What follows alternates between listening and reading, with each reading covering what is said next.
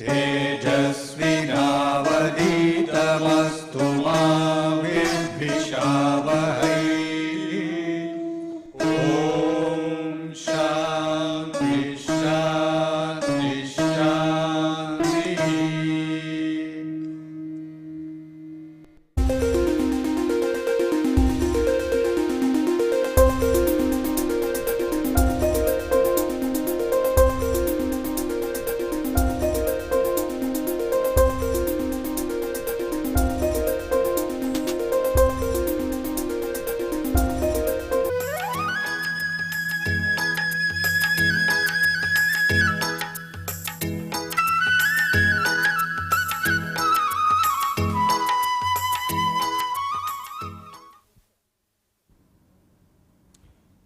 In this lecture, we will introduce ourselves to the concept of Fourier integral and the Fourier transform. Let us recall our motivation in discussing the Fourier series. We recapitulate that a characteristic property of a linear time invariant system was that if it is driven by a sinusoidal excitation, the response will also be sinusoidal in character. This particular property is valid only for sinusoid. No other periodic function will have such a characteristic, will provide such a characteristic. And once this particular property is satisfied, we brought in additional concepts like frequency response function, impedance and admittance concepts, which will simplify the analysis of linear systems driven with sinusoidal excitation functions. Now, this naturally led us to inquire how we can analyze a linear system when it is driven by a periodic non-sinusoidal excitation function. And the Fourier series came in very handy in that context, in the sense that any non-sinusoidal periodic function can be thought of as composed of several sinusoids of different frequencies, and by virtue of linearity principle we can find out the response to each one of these excitation functions and superpose the responses to get the total response under steady state conditions when the linear system is driven by a periodic but non-sinusoidal excitation function. Naturally, we would like to see whether this analysis can be carried forward to a case when the excitation function is no longer periodic. We will call such excitation functions aperiodic functions. So, when a function is aperiodic, is it possible for us to consider that aperiodic function as composed of different sinusoidal functions of different frequencies? Surprisingly, the answer is yes, and this constitutes the discussion, the subject matter of our discussion under the Fourier integral and Fourier transform methods. I use the word surprisingly not without justification, because when Fourier proposed that any aperiodic function can also be thought of as composed of several sinusoids, it did not gain immediate acceptance from all mathematicians. And actually, the fact that a periodic function can be composed of several trigonometric functions of different frequencies appears to have been known even before Fourier, even though the earlier workers did not carry out this analysis to a logical extent. But it is a singular and unique contribution of Fourier to have extended this kind of analysis to aperiodic functions as well. What he really said was that if you have an aperiodic function, it can be thought of as the sum of several sinusoids with infinite number of frequencies, infinite number of such small components, each with vanishingly small amplitude.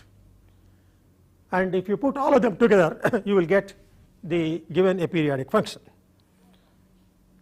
So, let us see how we go about splitting up a given aperiodic f of t into various sinusoidal components of the description which we gave just now. the key to the whole idea is that if a particular aperiodic function is given, we can assume that the period is infinity, extending from minus infinity to plus infinity. And what happens beyond plus infinity on one side, what happens below minus infinity on the other side, we do not bother about it. So if any aperiodic function can be thought of as a periodic function with a period extending from minus infinity to plus infinity, it occurs just once. So that means the period of this is going to be infinity. What is the consequence? The consequence is that the frequency of this is 0, and so if the frequency of this 0 is 0, then how are we going to think of various harmonic components, because in the Fourier series various frequency components that are present are integrally related, integral multiples of the fundamental frequency. Here the fundamental frequency is 0, and in the Fourier series the only term which is the fundamental frequency whose frequency is 0 is the DC term, and after all a DC term can't fit any aperiodic function. So we must look for a different approach altogether. So let us see how we develop this. So basically the key idea, as I mentioned, is that we think of the period of this aperiodic phenomenon to be infinite, extending from minus infinity to plus infinity. So what we will do is we will start with the Fourier series of a periodic function and then see what happens when the period becomes larger and larger till it goes out to infinity. So in the limiting process we will find out how the various frequency components arise and what their amplitudes will be, and so on and so forth. So let me start with a function which is periodic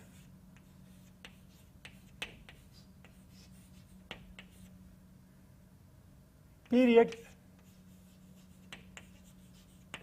t naught.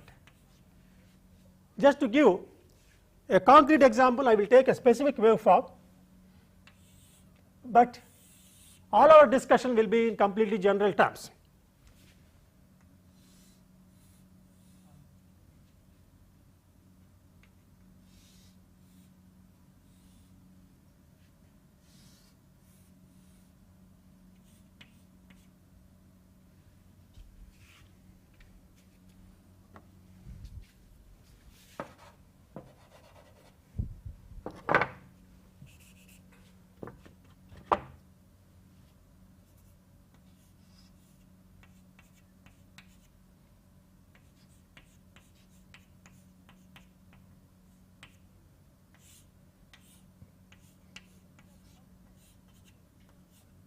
So we have a periodic pulse train of amplitude A and pulse duration d, and the periodicity being t naught.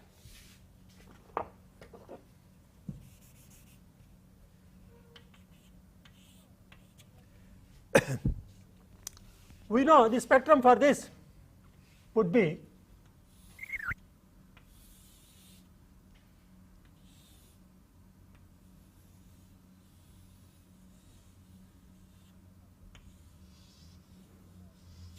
something like this, where this is Cn, and we know that C of n is Ad upon T naught sin n omega naught d upon 2 by n omega naught d upon 2. This is something which we have talked about several times. So let us look at the spectrum, and since this is going to be a real number, Cn is because the function is even, so it is going to be a real number. I am not plotting the phase and the magnitude separately. I am plotting the entire Cn itself directly, so it is either it's always real, either positive or negative. The height of this is Ad upon T naught, and the first 0 occurs when n omega naught d by 2 happens to be pi. Therefore the frequency corresponding to this is 2 pi upon d. So, this is the nature of the spectrum for a periodic pulse train like this. And if we wanted to find out f of t from this, we will certainly write this as n from minus infinity to plus infinity of Cn e to the power of jn omega naught t. That is what you get. This is the general term that we are getting. This particular Cn that we are getting applies to this specific waveform. This is the general formulation. The general formulation for Cl in a general case would be 1 over T naught minus T naught upon 2 to plus T naught upon 2 of f of t e to the power of minus jn omega naught t dt, as we already know. So, these are the two general expressions for Cn, and this is the f of t, which is the Fourier series for this waveform. So, these are two general expressions. In the particular case of a periodic pulse train, this would be the particular value of Cn that we derive for our special case that we have considered. Now, let us see what happens when we have a periodic pulse train, a periodic function again, but the period becomes very large period. I will simply say T naught of L to indicate that it is a large period. We have the same waveform, but the period becomes very large. So, I can put this in this fashion. I have the same pulse of amplitude A, duration d, but the period is very large. That means the next pulse occurs after a long period.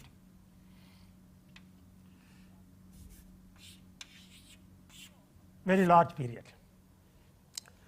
So, consequently, I will say the angular frequency corresponding to this. The angular frequency here is fundamental period angular frequency is omega naught. So, we will say fundamental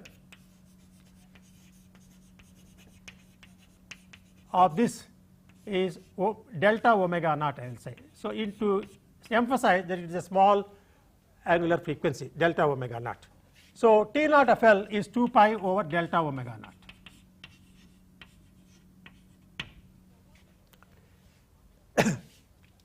So, what would be the consequence as far as the spectrum is concerned?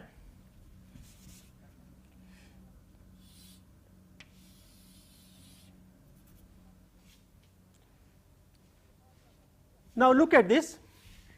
This is the formula for Cn.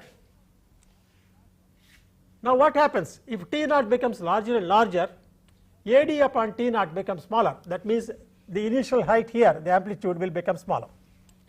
And if you have very large T naught, this becomes almost negligible, smaller and smaller. I am sorry, what we should say is I am talking about Cn not as a continuous thing. Cn's will be, this is the envelope. What we have drawn is the envelope. The actual Cn will be at discrete points on this, with the spacing between two lines being delta omega naught, the fundamental frequency omega naught. This is what we had in the first place. What I have drawn here is the envelope of Cn. So, the actual Cn's will be present only at discrete points, and this is a line spectrum.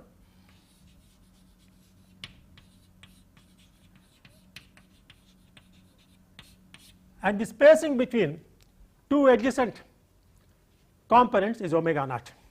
Now, when we make the period larger and larger, keeping the pulse width the same d, what you have is AD upon T naught becomes smaller, very small. So, the result is that after all 2 pi by d remains invariant, because the 0 occurs here when n omega naught d by 2 is pi, and that corresponds to 2 pi upon d, and therefore, what you are having here is therefore is that you will have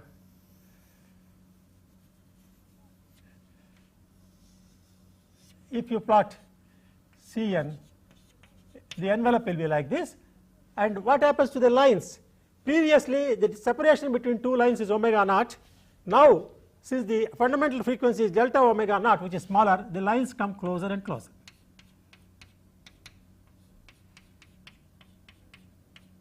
Lines come closer and closer. The lines become closer and closer, the whole amplitude comes down. Now, what we really want to know is what happens when T naught goes to infinity, because we want to treat an aperiodic function as a function of infinite period. So, if T naught becomes infinitely large, then obviously this whole thing crashes down to horizontal line, because the amplitude becomes 0. So, that will not give us any useful information. So, we must see some other way of handling this information. So, what we should like to see is have some kind of new quantity which we should plot, which will not become 0, which will be meaningful, and which will give us an idea of the relative sizes of the various harmonic components. So, to do this, what we will think of is, instead of Cn, after all the whole problem here has come because Cn has 1 over T naught upon this. So, Cn is the Fourier coefficient.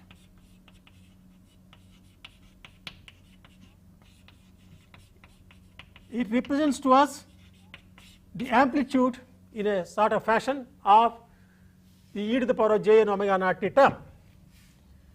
Instead of that, if I plot Cn times T naught, so in our case is Tm times T naught of L, this I can write this as Cn times delta f naught, because if delta omega naught is the fundamental angular frequency, delta f naught is the corresponding frequency. So, I can write this as Cn upon delta omega naught upon 2 pi.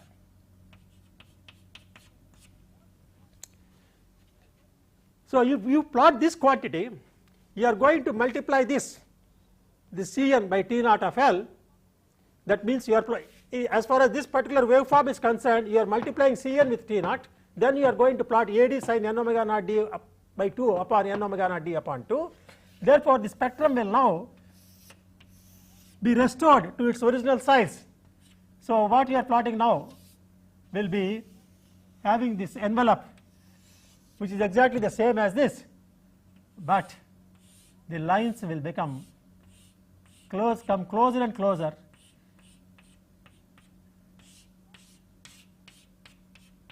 and what we have plotted here is Cn times T naught of L, large T naught, and the amplitude will be, since AD is multiplied by T naught, this will be AD,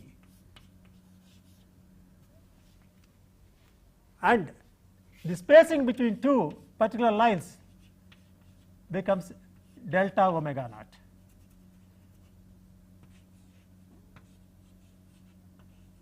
And this frequency corresponds to 2 pi upon d, because that is not changing, d is the same. So, we now see that if you do not want to deal with Cn, but Cn times T naught of L, then we can think of a meaningful way of representing the various harmonic components and what is the relative size. Since this is Cn, the coefficient per unit frequency, this is called coefficient density, whereas this is the Fourier coefficient, this is called Fourier coefficient density.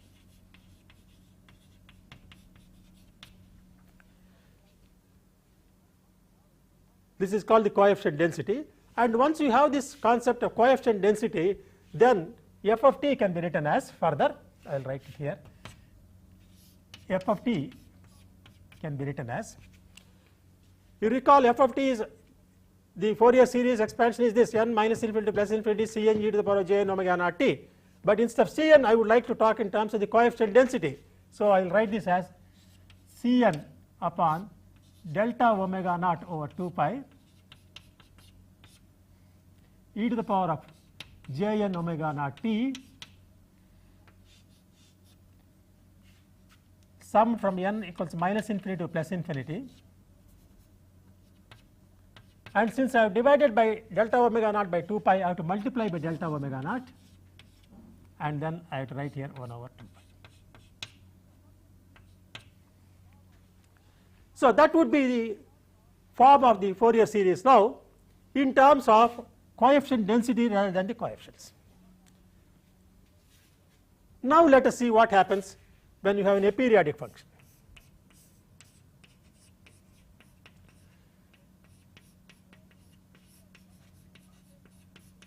So in the aperiodic function we still take this same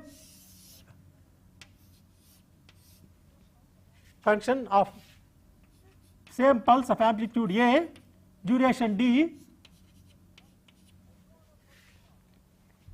but there is no other pulse involved, the period is infinity.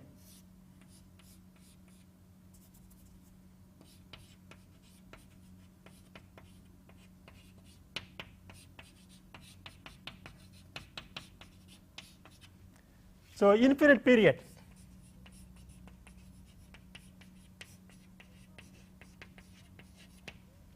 So imagine that we have this situation here,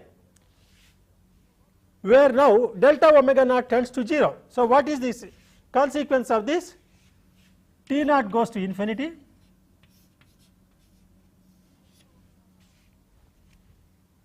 delta omega naught becomes smaller and smaller. So what happens to the spectrum now? AD is independent of your T naught, so that remains the same. This 2 pi by d remains the same.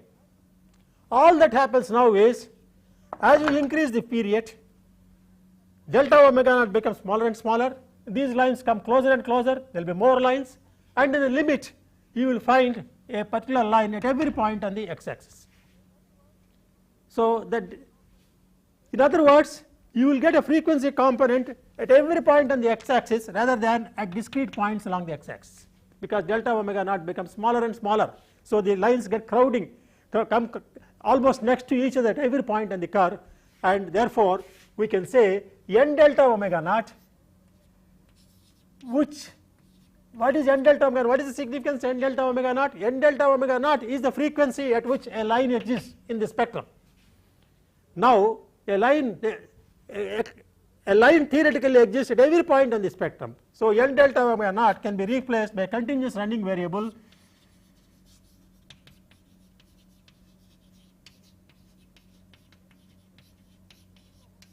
omega.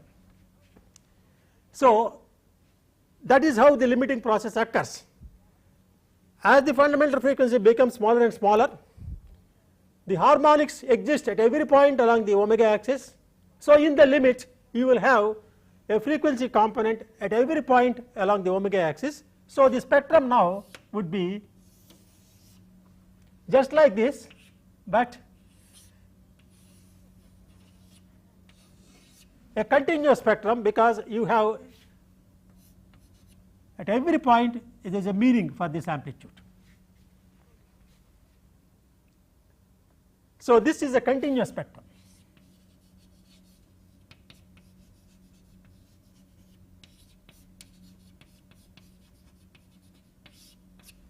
And at DC value here it is AD,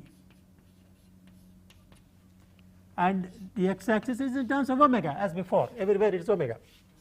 This is n omega naught, of course, here this is n delta omega naught, and here it is running variable is omega, right. So what we have here is an arrangement where you have every frequency present, but the coefficient density corresponding to each frequency is different, that is dictated, that is given by the spectrum. So now let us see what happens. The coefficient density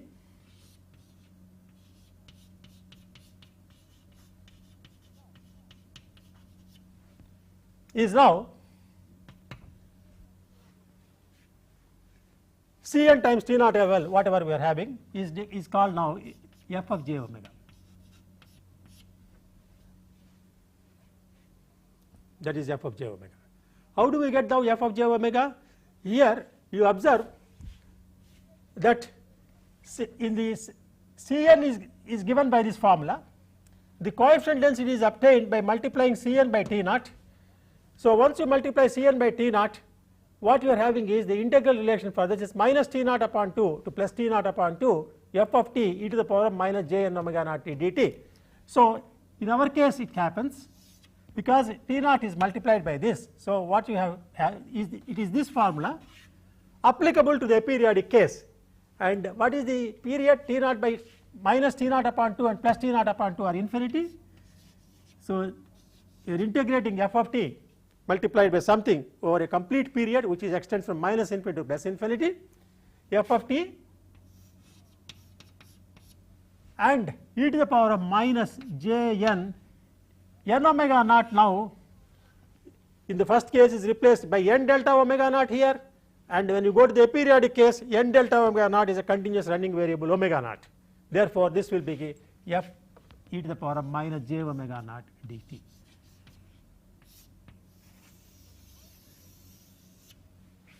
So the coefficient density in the aperiodic case will be f j omega, which is minus infinity to plus infinity of f of t e to the power of minus j omega t dt, and this is called the Fourier transform of f of t.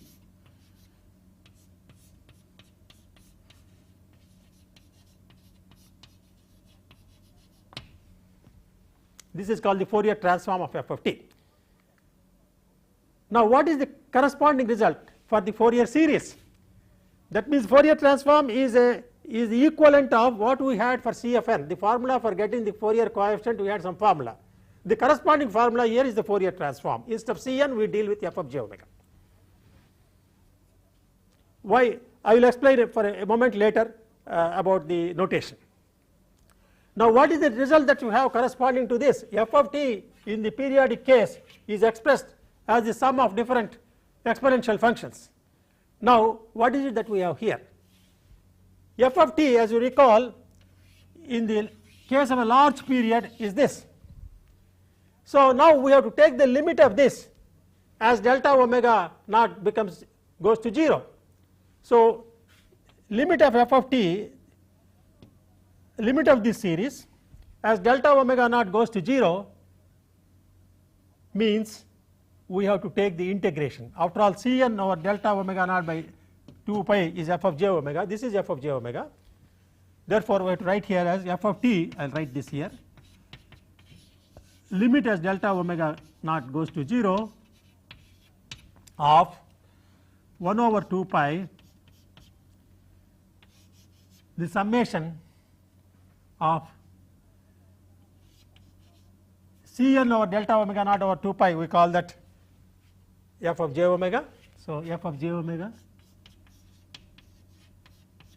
e to the power of j omega t, because n omega naught becomes n delta omega naught becomes, I am sorry, here also I must have delta omega naught in the large case. N delta omega naught becomes omega, and then this is delta omega. And the frequency omega, because n from minus infinity to plus infinity, that means omega is minus infinity to plus infinity. So that really becomes 1 over 2 pi. So that's summation in the limit becomes integration from minus infinity to plus infinity on omega f of t e to the power of j omega t d omega. This is f of t.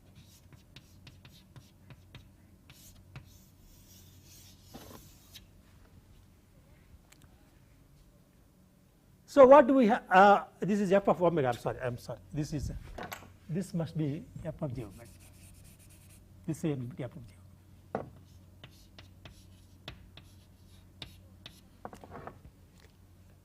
So instead of a Fourier series for f of t, instead of f of t being thought of as a summation of several exponential functions like this, what we are really having is f of t is consisting of similar exponential functions e to the power of j omega t, where omega can take any value from minus infinity to plus infinity. Each of these is multiplied by a coefficient which is f j omega d omega by 2 pi, and you are integrating that over the complete omega axis from minus infinity to plus infinity. This is f of t, and this is called the Fourier integral.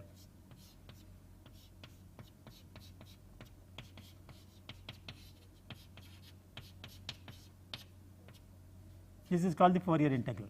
So, instead of the series you have an integral, and instead of a formula like this for calculating the Fourier coefficient, you are calculating the Fourier coefficient density, which is referred to as the Fourier transform. Now, a few words about this, why we get this 2 pi here.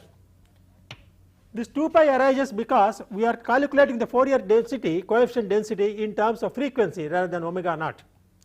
So, this is how it is conventionally defined. Therefore, because we are talking about the coefficient density in terms of having the denominator as a frequency rather than in hertz rather than radians per second, we get this 2 pi term. And secondly, we call this f of j omega instead of f of omega, because later on we would like to relate this to the Laplace transform, where this f of j omega can be thought of as a special case of f of s. We deal with a Laplace transform domain. Therefore, it would be convenient for us to put this f as j omega, because after all, when we talk about the exponential terms here, every j is accompanied by, every frequency is accompanied by j. So, j omega would be all right. You can think of it as f of omega as well, but f of j omega would be more convenient for us to use. Now, let me quickly summarize what we have done up to this stage. We started with a periodic function. The formula for finding the Fourier coefficients for the periodic function is this, we know general function, and once we have the various coefficients, we can construct the f of t by combining all such exponential terms from minus infinity to plus infinity. This is the Fourier series, and this is the integral that we use for calculating the Fourier coefficient. Taking a particular case of a periodic pulse train, we showed that it has a spectrum like this,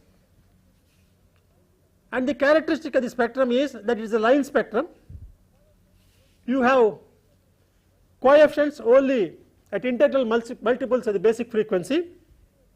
Therefore, the spacing between two adjacent lines is the fundamental frequency omega naught in radians per second. Now, then we inquired as to what happens if we keep this particular pulse constant at the center, centered around the origin, and allow this t naught to become larger and larger. So, that is a transition before we go make t naught equal to infinity to see the trends. So, as t naught becomes larger and larger, we observe that the amplitudes of these various Cn coefficients become smaller and smaller. So, this spectrum, line spectrum that we had, becomes shallower and shallower.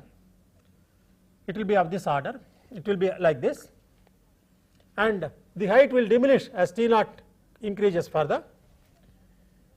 But another fact that we noticed was the spacing between the lines now, instead of omega naught, which was the fundamental frequency earlier, becomes smaller and smaller, because as t naught increases, omega naught becomes smaller and smaller. But this is not meaningful to us in the limit when t naught becomes infinity, because when we are moving towards a direction in which the period is to be considered to be infinitely large. So, if the period is going to be infinitely large, this whole thing becomes 0, and this Cn term will become 0, and therefore, we will have no way of knowing what is the relative sizes of two different frequency components. So, to beat this problem, what we said was, instead of talking about the Fourier coefficient Cn, let us talk about Fourier coefficient density, which is Cn divided by d delta f naught. So, if you recourse to this new quantity, which is Cn times t naught, the period, then immediately the trouble that arose because t naught being the denominator will vanish, and then we had Cn t naught will be minus t naught upon 2 t naught upon 2 f of t to the power of j n omega naught t dt, and immediately the spectrum would be like this, corresponding to this periodic pulse train. So, you have depending upon the pulse width and amplitude, you have a certain value AD, and this no longer, as period becomes larger and larger, this no longer has to become smaller, AD will remain the same. The lines will become closer, and the spacing between two adjacent lines is delta omega naught, which is the new fundamental frequency, which is quite small, and we can put f of t as 1 over 2 pi times this coefficient density times e to the power of j n delta omega naught t. I will write this as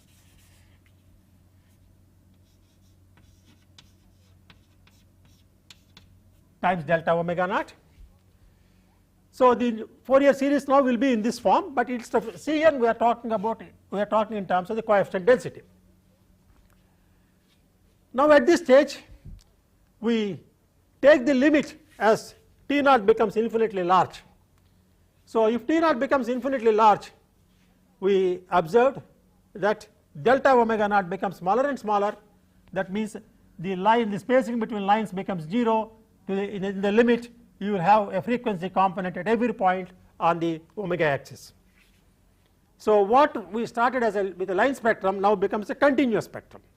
That means almost every single frequency is present. Of course almost every, because at this point we can say this is 0, but nearly everywhere you have a frequency component present. And what we are plotting now is not anymore the Fourier coefficient Cn, but the coefficient density, and we give a new name for that coefficient density. We call that f of j omega, the Fourier transform, which is given by the formula minus infinity to plus infinity of f of t e to the power of minus j omega t dt. That is f of j omega. To recover the original function f of t from the f of j omega, instead of the Fourier series we will have now take the limit of the summation as delta omega tends to 0 of 1 over 2 pi times the Fourier coefficient density times e to the power of j omega t delta omega, and that leads us to the formula like this, which is called the Fourier integral. So basically then we have, when we are dealing with the Fourier transform and for an aperiodic function, we have two basic integrals to deal with. From the given f of t we can generate this Fourier transform, which is really Fourier coefficient density as explained here, and once you have the Fourier transform we can recover the function of time through this integral. So these are the two basic integrals for characteristic of the Fourier integral theory. Now we will look into the meanings of the coefficient density and the similarities and the contrast between a periodic function and a aperiodic function in greater detail at this point of time. After having introduced ourselves to the concept of Fourier integral and Fourier transform, now let us look at the points of comparison of the spectra of a periodic signal and an aperiodic signal. So if you had a periodic function of time, say a period t naught, then you have an amplitude spectrum,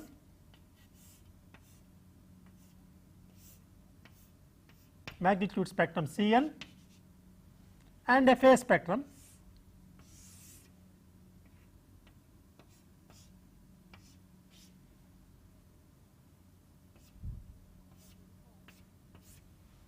As you recall, the magnitude spectrum is an even function of n, and the phase spectrum is an odd function of n. So this x axis can be graduated in terms of frequency n omega naught or in terms of n. Now a particular Cn here and the corresponding phase together, these two components together will give me, that means this specifies the magnitude, this specifies the phase. So it is Cn e to the power of j phi n e to the power of j n omega naught t. So the significance of these two terms, one specifying the magnitude, the other specifying the phase, is Cn e to the power of j phi n is the coefficient of this exponential term e to the power of j n omega naught t. Likewise, for the negative value for this n, you will have these two terms together will give me the conjugate of this, because when Cn and C minus n are related by the conjugate relationship. So, this will become Cn same magnitude e to the power of minus j phi n e to the power of minus j n omega naught t. So, all these four put together, that means this magnitude and the phase together will give me 2 Cn cos n omega naught t plus phi. So, the meaning of this negative frequency minus n omega naught is only, it means that this is the exponent, this is the coefficient of this j t term in this exponential representation. Even though the frequency is negative, these two terms together combine to provide you with a real frequency of n omega naught t, n omega naught. Now, this is the line spectrum, and there will be frequency components present only at discrete values along the frequency axis, and they are all integral multiples of the fundamental frequency, and as I said, the spacing between two lines is omega naught. Whereas, when we have got the, this is the periodic case. In the aperiodic case, we have some phenomena which lasts only once, it does not repeat itself, the period t naught tends to infinity, and we said this will lead to a spectrum which is continuous, and we call that coefficient density f of j omega naught magnitude, and we also have associated with this, after all f of j omega naught, f of j omega in general is a complex number, is a complex function, therefore, you have magnitude and a sign. So, you have also an angle associated with that, which is a continuous function. This is argument of f of j omega,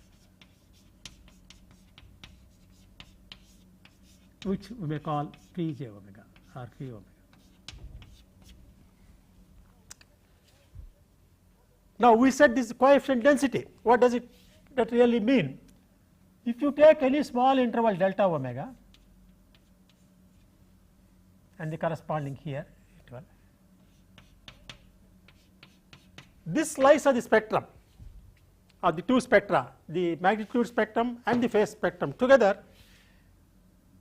these two will imply a constituent of your f of t. What is that function? F of j omega magnitude, this is the coefficient density. That means, over this interval of frequency, the density at the center is f of j omega. Therefore, the total magnitude is f of j omega magnitude times delta omega. It has a phase e to the power of j phi omega, and then the exponential representation of function of time is e to the power of j omega t. So, this magnitude and this phase together will give rise to this function of time. Naturally, on the other side, corresponding to, if this is omega, this is minus omega, and again if you take two sections of the spectrum of width delta omega, these two together will give me f of j omega magnitude times delta omega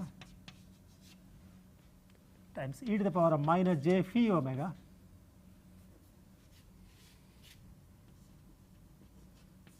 e to the power of minus j omega t. So, this portion of the spectrum combined with this portion of the spectrum, these two together, if you combine these two, you will get 2 times f of j omega delta omega cos omega t plus phi omega. So, you have even though you have components corresponding to negative frequency, what it really means, for every negative frequency here you have a positive frequency, and all together will yield a real function of a cosine term. This is magnitude, of course.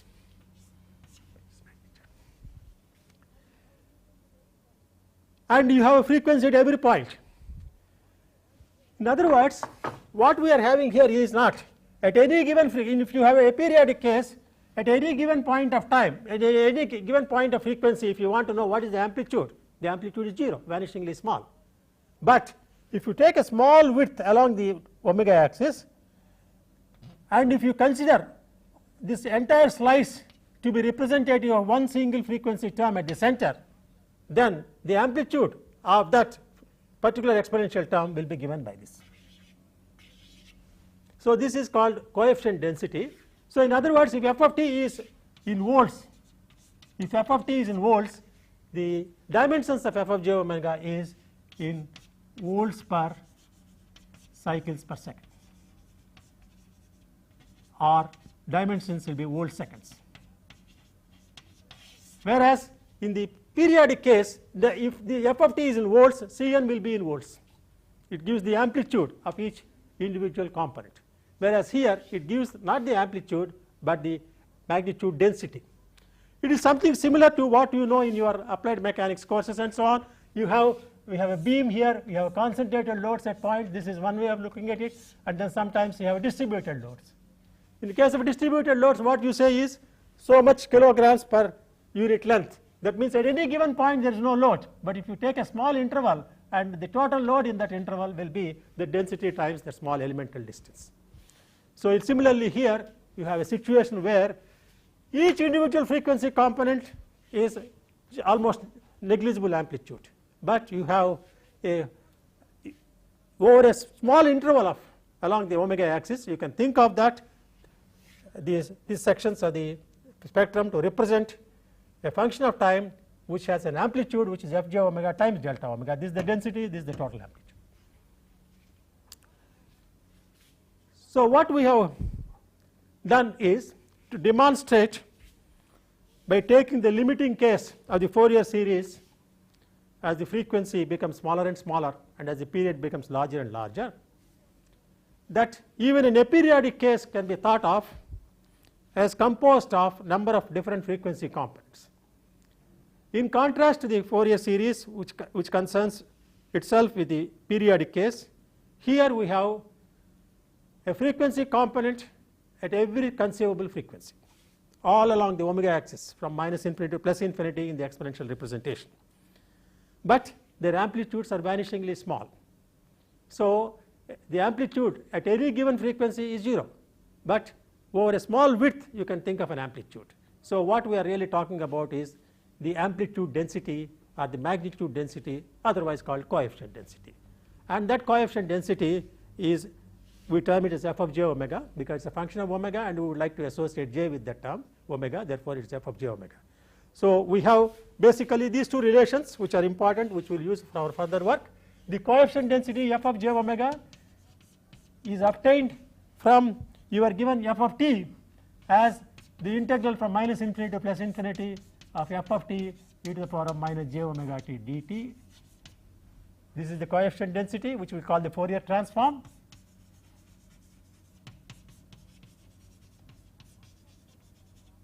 And once you have the Fourier transform, we can recover the time function f of t by writing an integral relation from minus infinity to plus infinity of f of j omega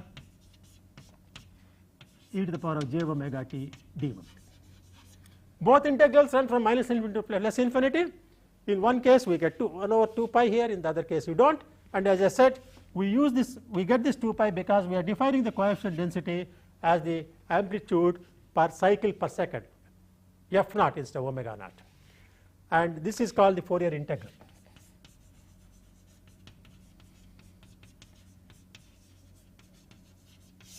That means we are, you always look at this as f of t is being composed of an exponential term, the function of time like this, and what is its amplitude? F of j omega is the coefficient density delta omega over 2 pi. So, this is the amplitude. F of j omega is the coefficient density.